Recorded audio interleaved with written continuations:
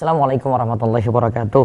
Puji syukur kita panjatkan kepada Allah Rabbul Alamin. Salawat serta salam semoga tercurah pada junjungan kita Nabi yang mulia, Nabi besar, Nabi Muhammad sallallahu alaihi wasallam.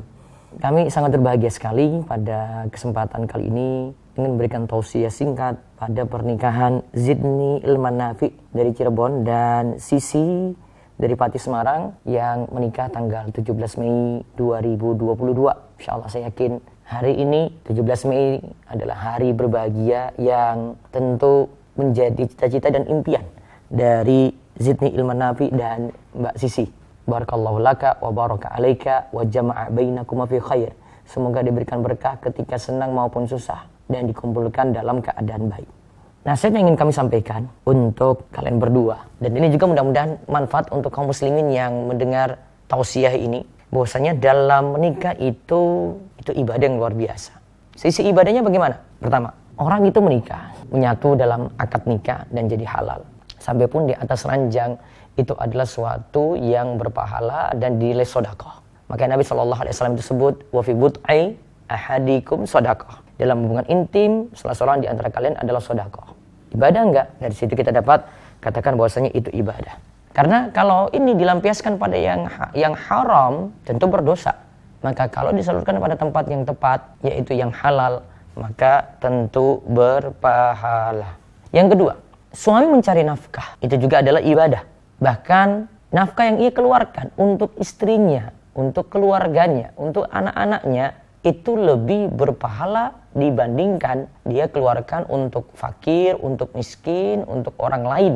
Sebagaimana sabda Nabi SAW, sungguh tidaklah engkau menginfakkan nafkah atau harta dengan tujuan mengharapkan melihat wajah Allah pada hari kiamat nanti, kecuali kamu akan mendapatkan ganjaran pahala yang besar sampai pun makanan yang kamu berikan kepada istrimu. Kita dapat katakan mencari nafkah itu suatu ibadah.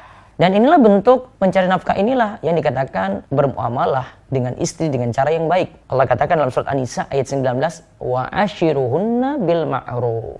Dan pergaulilah mereka istri-istri kalian dengan cara yang baik. Ya, wa ashiruhunna bil ma'ruf, pergaulilah mereka dengan cara yang baik. Nantinya nafkah ini perlu diperhatikan kalau sudah jadi suami istri, nafkah suami ini jadi wajib pada istri dan melihat dua keadaan. Pertama, lihat dari kemampuan si suami. Kemudian lihat dari kebutuhan.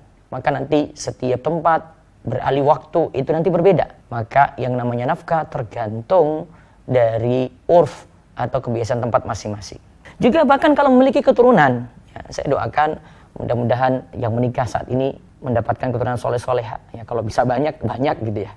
Itu juga jadi ibadah karena ini jadi aset luar biasa untuk orang tua.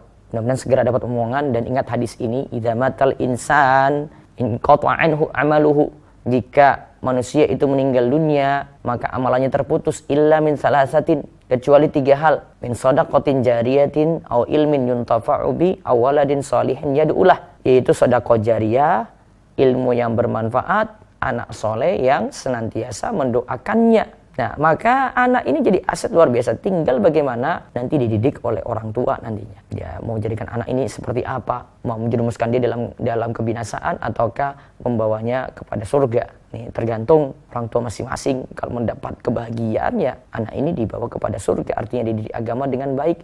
Maka nanti jadi aset luar biasa, dia akan mendoakan orang tua. Yang keempat, menjalankan kewajiban sebagai suami istri juga adalah suatu ibadah. Istri punya kewajiban untuk taat kepada suami. Kemudian suami punya kewajiban tadi didik istri, jaga istrinya dengan baik, berkata-kata yang baik. Kemudian jangan lupa nafkah.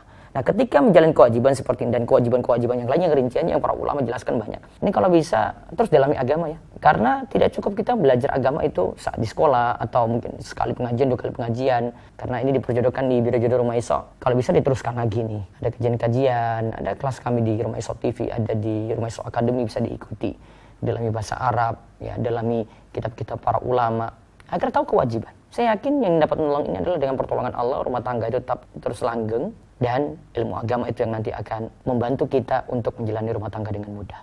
Nah, ingat hal-hal tadi, makanya sampai-sampai para ulama itu katakan, karena saking banyaknya ibadah dari pernikahan itu, maka orang yang tidak mau menikah, dia luput dari berbagai macam ibadah. Semoga semakin berkah pernikahannya ya, Mas Dini dan Mbak Sisi. Mudah-mudahan Allah terus jaga dan bahagiakan juga orang tua, bahagiakan orang-orang sekitar. Semoga Allah Subhanahu wa taala memberikan kita taufik dan hidayah untuk terus jadi lebih baik ke depannya. Allah yubarik fiik. Assalamualaikum warahmatullahi wabarakatuh.